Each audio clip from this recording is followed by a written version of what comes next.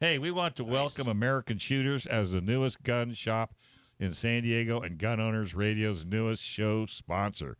American Shooters just opened in El Cajon at 1464 Graves Avenue, just off Bradley, exit on 67, right by that chicken shop that's got good chicken.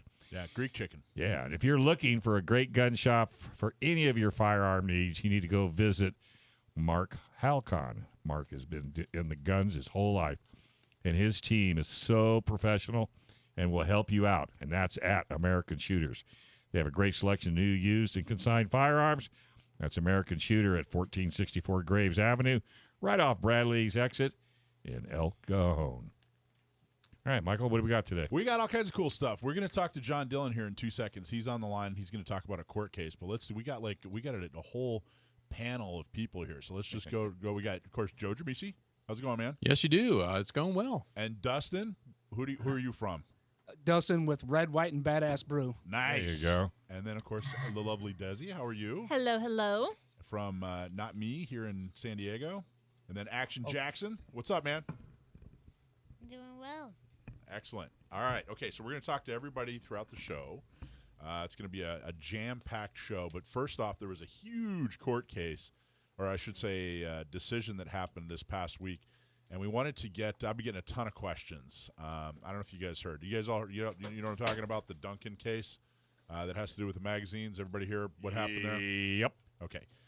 So Freedom Week a couple years ago allowed everybody to go buy magazines, but then they put a hold on that decision, and the Ninth Circuit Court of Appeals came out and said, nope, you can't even possess normal capacity magazines. If you have a magazine that holds over 10 rounds, you're not even allowed to possess it. So we wanted to talk to John Dillon, Attorney John Dillon, Second Amendment Attorney Extraordinaire. How you doing, man?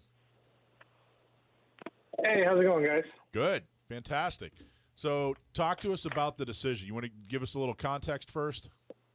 Yeah, no problem. So again, this was a court case that challenged California's prohibition on what they call high-capacity magazines, which is anything that holds over 10 rounds. At the district court level, Judge Benitez ruled that the possession ban on high-capacity magazines was unconstitutional. He applied a text, history, and tradition analysis, which is what type of analysis we got from D.C. v. Heller.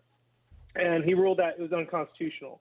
Of course, the state wasn't too happy about that, and they appealed to the Ninth Circuit Court of Appeals.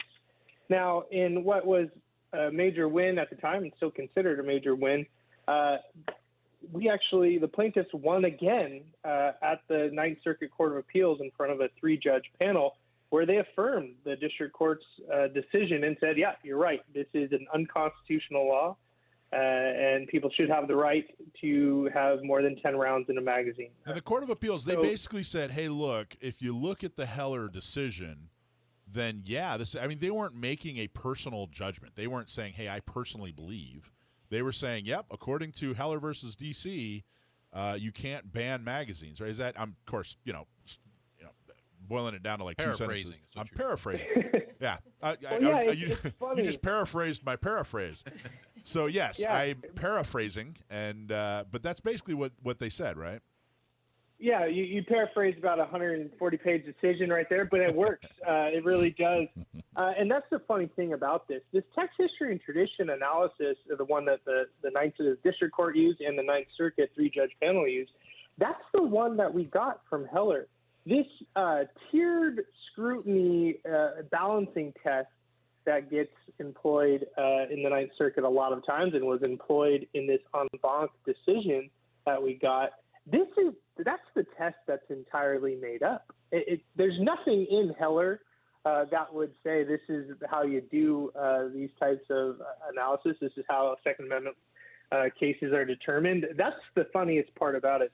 That's where I was going. Is entirely made up. Yeah, that's where I was going. Is their decision is just completely out of left field. They just basically said, my personal feelings here are that we might want to have a ban on magazines that hold more than 10 rounds.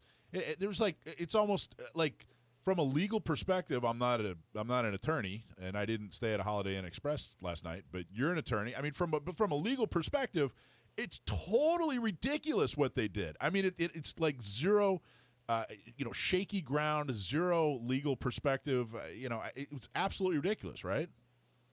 Yeah. So what happened is after that three-judge panel came out, the state appealed again, and this time it went in front of the en banc panel, which is the 11-judge panel, and it came back 7-4 decision saying, magically this law is constitutional. And in their decision, it's amazing. And one of the best examples of this, I think, in their quote analysis is that they talk about how the fact that the majority of magazines that are sold today for the majority of all guns, including self-defense guns, subcompact guns, and compact guns, the fact that most of those magazines are all over 10 rounds doesn't mean that that's what the public wants for their firearms and their self-defense guns. The fact that, we all buy them doesn't mean that's really what we're looking for in a self-defense firearm, which I just thought was so amazingly ridiculous. That's how we judge. It's the consumer market. And it doesn't matter. Buying, the other part of it is that doesn't matter. Yeah. Like with that whole thing, I reject the entire premise because it doesn't matter. That doesn't talk about whether or not it's constitutional at all, whether or not it's popular. Exactly. That's like saying, disco is good music because a lot of people listened to it in the 70s. No, it's horrible music. Popular opinion doesn't matter. It's whether or not it's constitutional. And they went way off the rails. Yeah, and I'm using that as an example to show you just how these judges were thinking about this constitutional question. It wasn't a matter of, hey, well, let's apply the Constitution and let's look at, constitutional Supreme Court precedent and let's apply the law. It was truly I just feel this way and this is how I want to decide. And so objectively, it was a bad decision. I had attorneys call me that do not practice in Second Amendment law, but, we're friends, we know each other, who's called me and said, hey, man, I read that decision. That's bad. This is, I'm not a gun guy, and I can even read this and say this is a terrible take on this. Okay, so we wasn't happy. We have like 2 more minutes. What we really want to get to is what happens now. What's next? Yeah, I'll do it quick. Not the Supreme Court. We're going to go try to get it to the Supreme Court.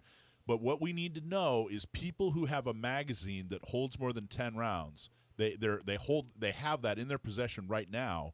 Is it illegal right now, or what can they do? Tell us what folks need to do. So here's the very short version. Right now, it's still legal to possess, okay?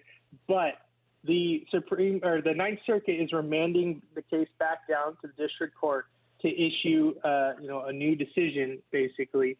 And with that will come a mandate from the Ninth Circuit. Once that comes out, then the district court is going to have to change their decision. And at that point, it'll be illegal to possess high-capacity magazines. So we're going to – no matter what, if you bought them in Freedom Week – it doesn't matter when you bought them. If you bought them during Freedom Week, if you bought them prior to Freedom Week, there's no grandfather. There's no grandfather clause. It's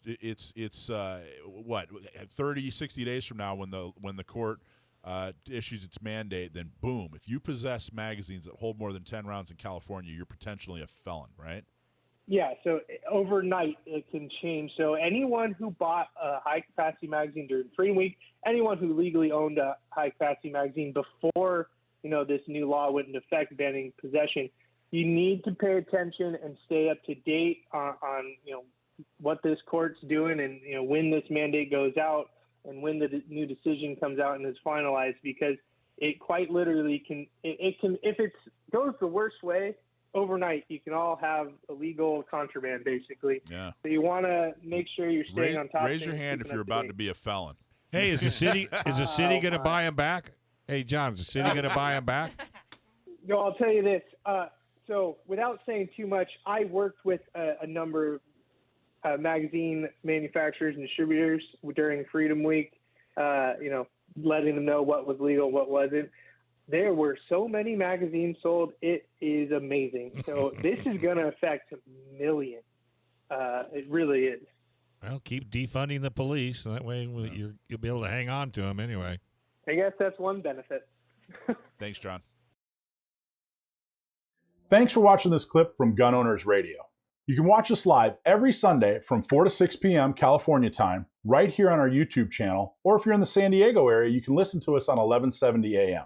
We're also available on your favorite podcast platform for free. Don't forget to like and subscribe so that you can help restore and protect the Second Amendment, not just in California, but across the country.